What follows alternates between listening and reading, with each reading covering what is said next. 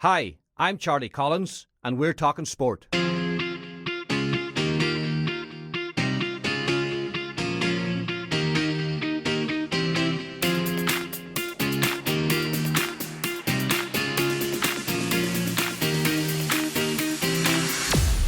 And you're welcome to this edition of Talking Sport with myself, Charlie Collins. My guest this week is Letterkenny AC coach Teresa McDaid. She's also a coach to the Irish international teams and is off this week to Finland with the European Under-23 team, And next week she'll be in Italy. Neil Martin of Finn Valley is managing the team, but Teresa's in the backup squad for that with the junior athletes. So a busy time ahead, and we'll be talking to her very shortly about her career and our hopes and aspirations, not only for the next couple of weeks, but for the future of athletics. But let's start with GAA, because earlier today, the draw for the quarterfinals of the Donegal Senior Championship was made down at Radio na Gaeltachta Studios in Gweedore, and it's thrown up a real cracker of a quarterfinal. Kilcar versus Glen Swilly. These two teams met, of course, in Group 4 and came through, but they're going to have to play again for a place in the semi-finals. That certainly is the standout draw in the quarter-final draw. The favourites, St Eunan's, will play Malin. Malin slightly unfortunate because, of course, they came through the same group as St Eunan's, ousting Niamh Connell, but they'll have to meet the championship favourites in the quarter-final as well. And the other two draws see Gweedore take on Ardra and McCool's play Killybegs. So that's the lineup for the quarter-final draw. Kilcar versus Glen Swilly, St Eunan's versus Malin, Gweedore versus Ardra and McCool's versus Killybegs. Those matches will be played at some stage in August, depending on Donegal's progress in the All-Ireland Series. Busy weekend ahead, of course, again with the second round qualifiers. 4 matches played last weekend, and Tyrone, Derry, Laois and Galway all came through to play in round 3, and they'll play with the winners of the second batch of 4 matches in round 2. That's Cavan versus Fermanagh, Leitrim versus Armagh, Kildare versus Louth and Longford versus Wexford, and those 4 matches are all being played this Saturday. The 4 winners come through with the other 4, as I mentioned, and they will all play against each other in 4 ties in round 3 on Saturday the 20th of July. The Leinster football final is also on this weekend, Dublin versus Meath on Sunday, and the Munster hurling final on Sunday, Limerick against Cork. There's also 2 All-Ireland hurling qualifiers on Saturday, Kilkenny against Waterford and Clare against Wexford. So a very, very busy weekend in GAA. OK, that's the situation in the GAA world. And just before she headed off on another trip with the Irish team, Teresa McDaid joined me in studio last week. She currently is in Finland with the European Under-23 Irish team at the championships there. And next week she'll be heading to the European Junior Championships in Italy, so a busy time. Teresa, of course, was the National Athletics Coach of the Year in both 2011 and 2012 and was named the Phillips Sports Manager of the Month for December of 2012 after she led the Irish women's cross-country team to victory at the European Championships in Budapest, the first time ever that they'd won the gold medals. And of course, Fionnuala Britton won the individual gold, so that was a great time. Teresa, you're very welcome to Talking Sport. Thanks very much, delighted to be here. And we're delighted to have you. Just first of all, let's talk about your background. We had an event recently for the Letterkenny AC, of course, and the Colling name, because people know you as Teresa McDaid now, but I would have known you as Teresa Colling many, many years ago. The Colling name came up as a family that were very much involved in the very early stages of Letterkenny Athletic Club. Yeah, I think I'm one of maybe the longest members, so that's quite a significant piece of history for me. And very much so, the club back then and still is even today is very family orientated.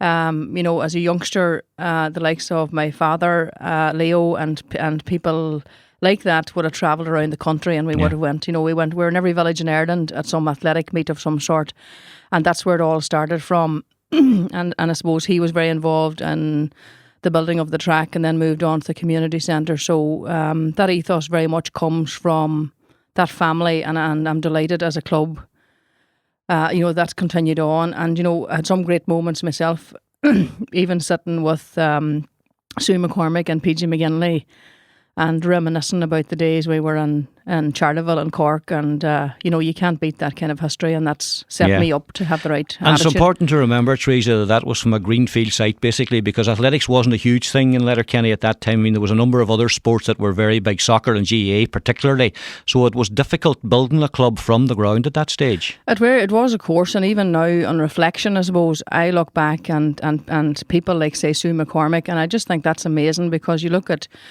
Rory Finnegan, who I coach, and Sue is his grandmother, and that complete line and chain. And, in terms of what I've achieved in athletics, I look back at Sue and I think, God, I had such a role model then, and I didn't even realise it.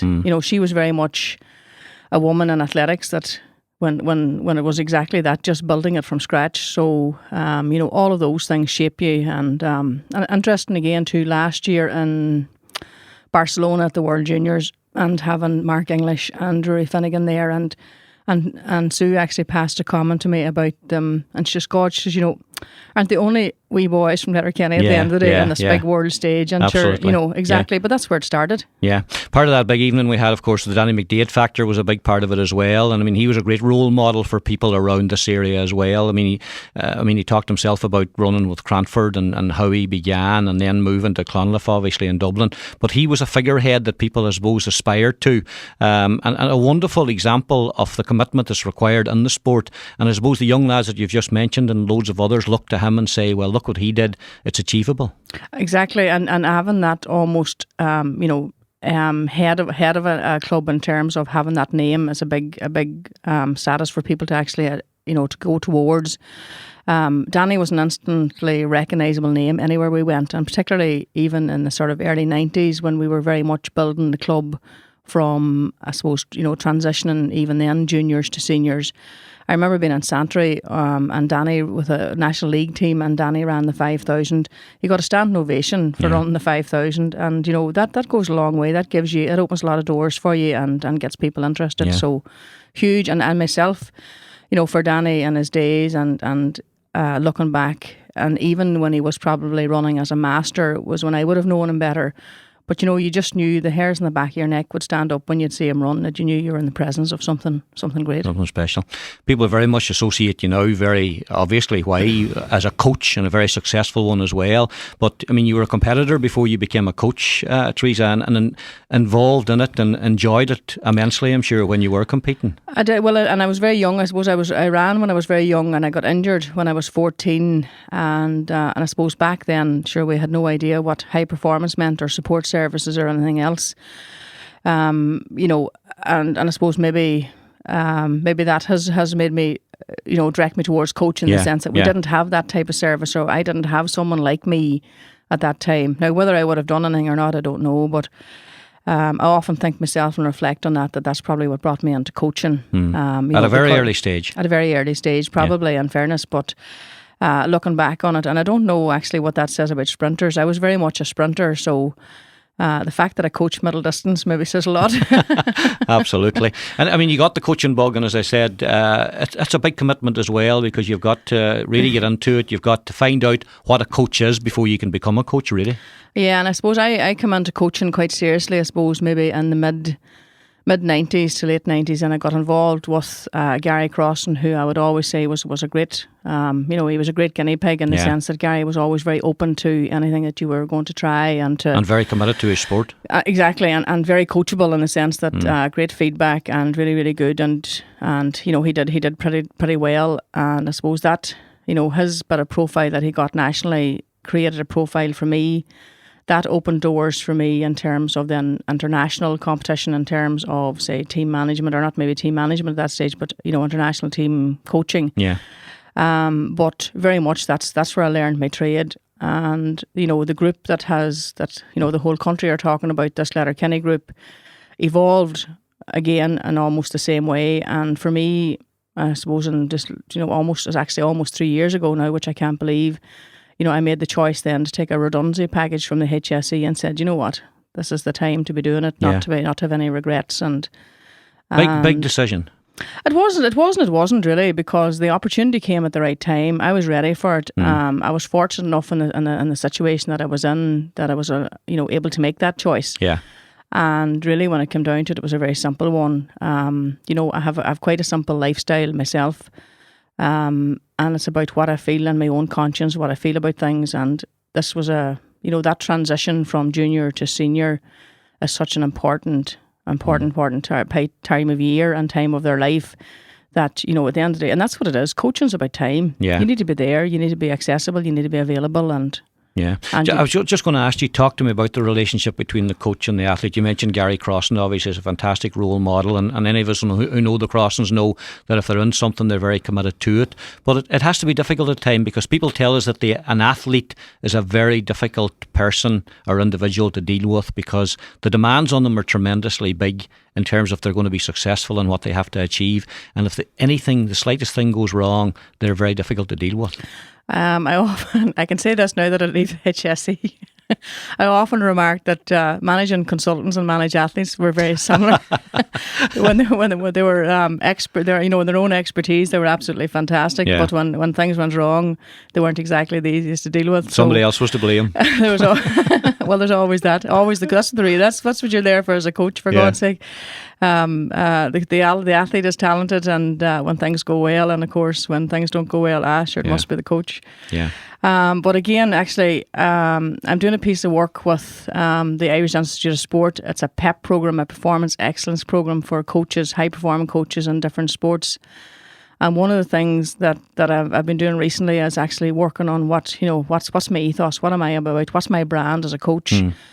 And one of the things I talk about in that, or I've kind of written, is about trust, and I think that's the key word in terms of any relationship between a coach and an athlete is trust. Yeah. And that has to be earned, it has to be developed, and it's very much a two-way thing. So, yeah. And by that, do you mean, Teresa, that the coach has to be in a position to say to the athlete, you're wrong there, you're not doing it the right way, you're not putting in enough effort, if you're going to be successful, you're going to have to pull your socks up, and as well as praising them when you need to. But does the relationship need to be like that?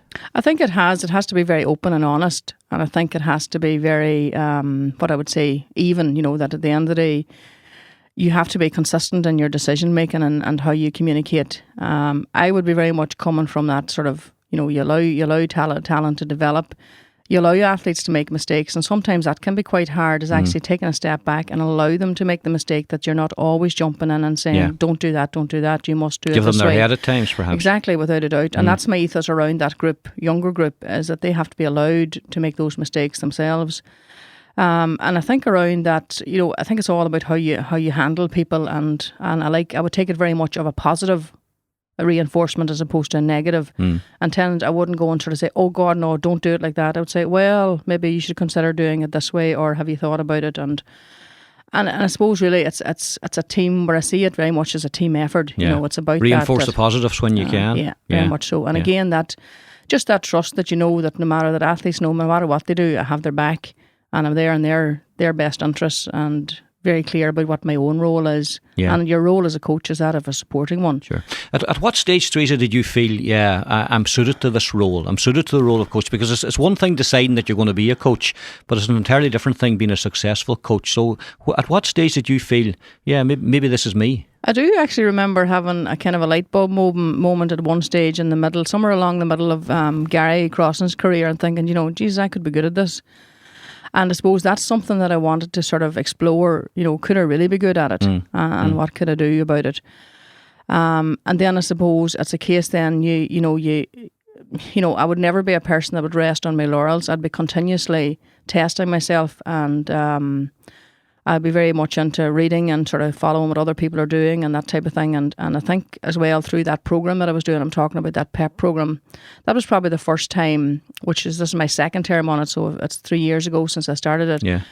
I had the first time that I got actually measured against other coaches. And what I realised through that process, that I actually came out quite well, and I suppose that gave me a lot of confidence, and it gave me, I suppose,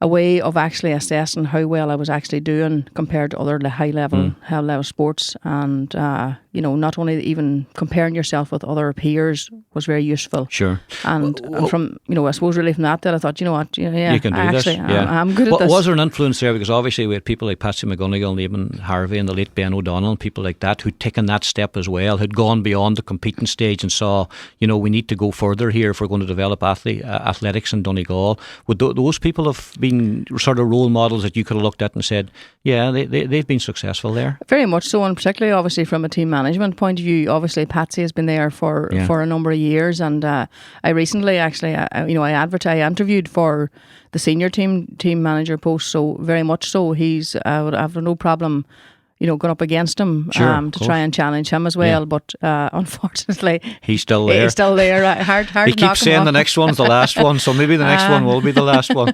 But so very much so on that whole, in terms of even Donegal, I think sometimes we feel sometimes we try a wee bit harder than everybody else. Yeah. And certainly the likes of Eamon Harvey has produced, a ream of athletes in his past as well too. You have people then like Neil Martin and Bernie Alcorn that are team managers as well. Yeah. And interestingly, actually, I have a bit of a connection with Ben O'Donnell, God rest him, myself. And as an athlete, he did his best to try and get me to long jump, but despite all efforts, I couldn't manage to hit the board. He was always looking for a good long jumper, wasn't he, Ben? Yeah, tremendous man. And as you say, Donegal, back then and now, you've mentioned Neil Martin, Bernie as well. We're right up there. We have coaches now that people believe are good enough to come in and work with international athletes. And that's a tremendous compliment. It is, without a doubt. And even in terms, actually interesting, even what one of the things that I've been always kind of crying about from a support services is to have that support services in Donegal. And I've recently had Johnny Lowery is actually doing a lot of work with all those athletes. Yeah. And now when you look at it, actually he's seeing half a dozen carded athletes that are living in Donegal. And you take then Brendan Boyce as well. That's too, right. In terms of Olympian. And we do sometimes that you get a bit pissed off and you hear comments like the Donegal Mafia and so on, and you think, well, sure, you know what, if that's what they want, so be it, and we'll just get on with it. And I think too that athletics is quite, it's very competitive in Donegal. Always was. The Donegal senior cross country. By God, I'll tell you, you need your armour. Somebody asked me one time, and I've been involved in sport for a long time. Somebody, what is the most competitive sport in Donegal? And I said athletics, without a moment's hesitation, because I remember a famous story about having some of the men we mentioned in another forum at one stage and suggesting to them that everybody should come together, and they all agreed. But when I spoke to them individually, then it was a completely different story, But that's good because that's fantastic. It keeps us strong. As I say, we're very united in the county or outside the county, but in the county it's a different story altogether. But that makes us stronger. Yeah. Let's just move on now. You're up now, right up there at the top. When you were first introduced, or it was first muted that you were going to be appointed to an international team. When was that, and how did you feel about it, Teresa? Well, I interviewed for the position. I applied for an interview for it in January of this year and was successful. I was very keen. Under 23s is something that interests me. I like that age group. I've managed that team before 2 years ago. That was my first time to manage it. This is my second. It's just a great age group. Yeah. As a coach and as a team manager, or what you're trying to do as an official in any sport, is to affect change. And they're a group of people that you can actually affect change, that you can influence in a positive way. And not only that, they're actually going to be probably one of our most successful teams this year. So, I was slagging some of them off and sort of saying, listen, boys, you have to make me look good here now, and I need to be... the pressure is on, because we were disappointed with what went on, say, at the Olympics, and we have been disappointed at major championships with what's going on. So there is perhaps a little bit of pressure on people like yourself and these young athletes to come through and produce it. There is, because whether we like it or not, we're a results-driven sport. Sport is results-driven. It's all about outcomes.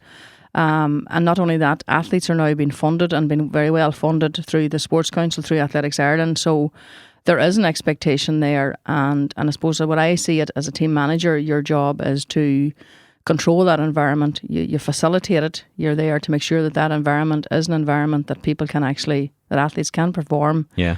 And, my own ethos, I would have quite a relaxed attitude to it.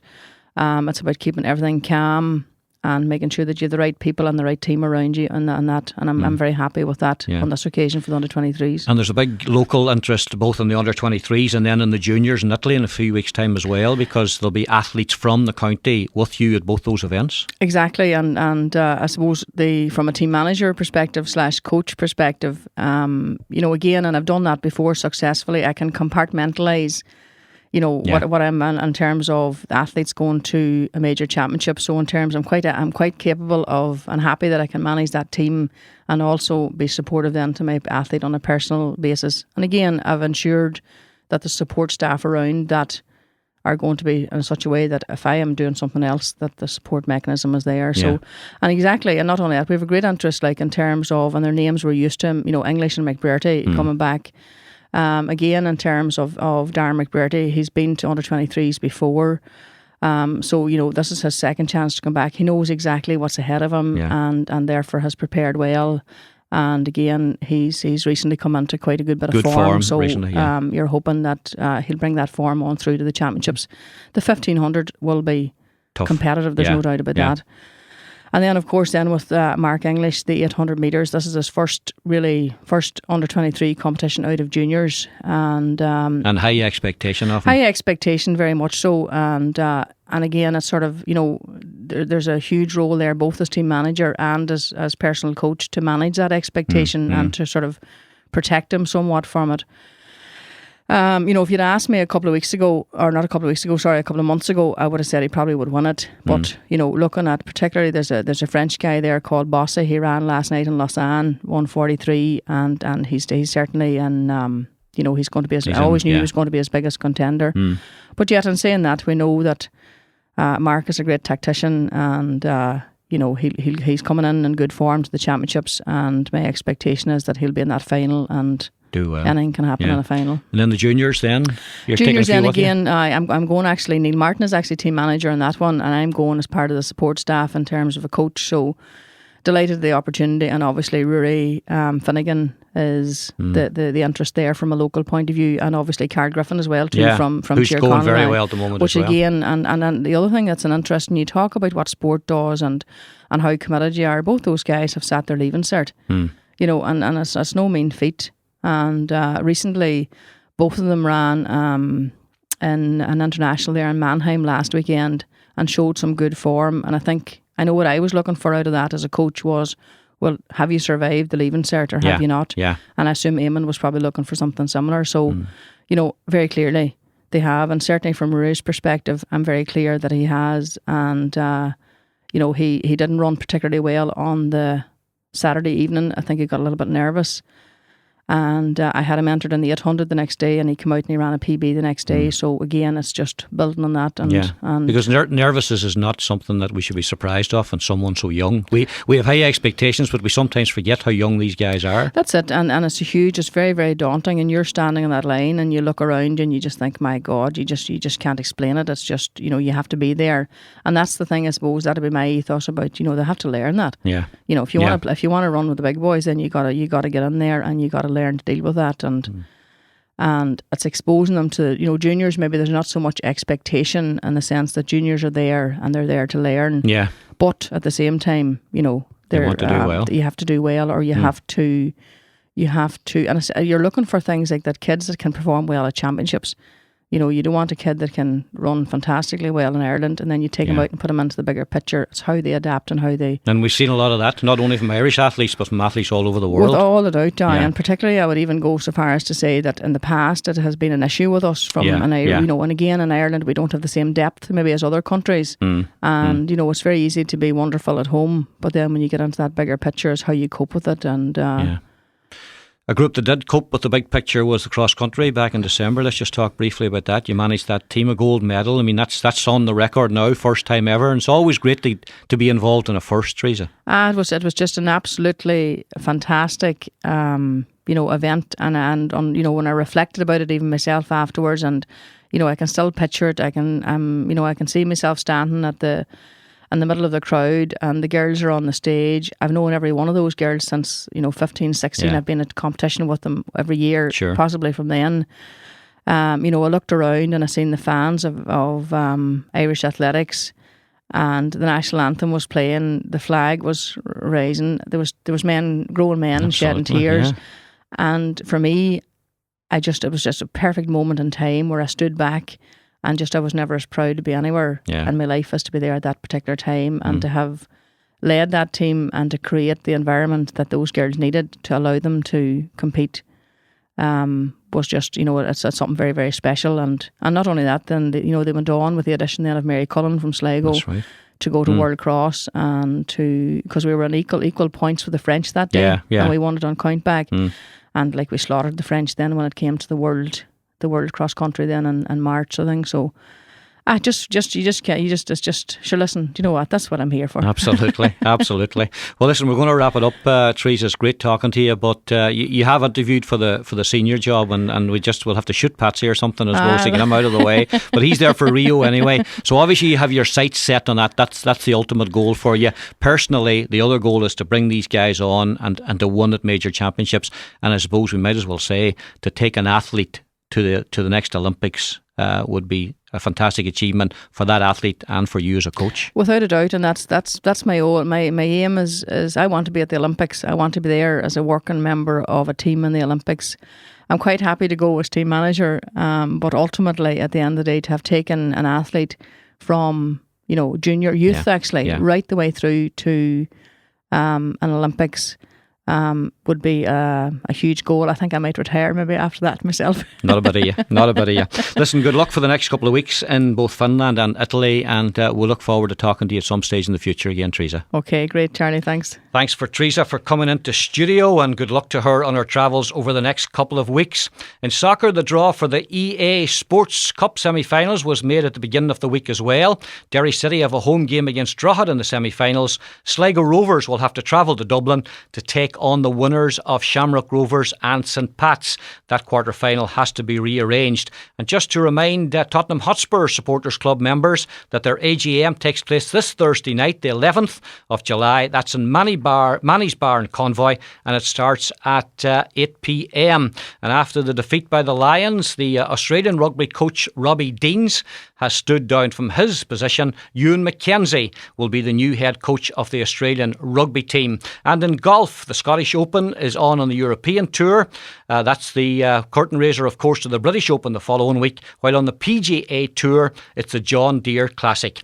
Well, that's it from this edition of Talking Sport. Just to whet your appetite for the Ulster Championship football final between Donegal and Monaghan, which is coming up on Sunday week, I can tell you that our next podcast, which will be available towards the end of the week, is myself in discussion with Donegal defender Eamon McGee. You can both hear and see that podcast for the first time, thanks to Full Tilt Studios here at the Mountain Top and Wallace Media. We've all come together, and Eamon came into studio earlier this week, so you'll be able to hear and see Eamon McGee on that podcast and his views on not only the Ulster Championship final, but his reaction to that championship draw quarter-final here in Donegal as well. And then next week we'll have a special for you. The Donegal senior team manager Jim McGuinness is joining us on Talking Sport. That will be available to see and hear from next Monday. So a couple of busy and exciting weeks ahead in terms of athletics, soccer, but particularly in GAA, with Eamon McGee towards the end of the week and Jim McGuinness next week on Talking Sport.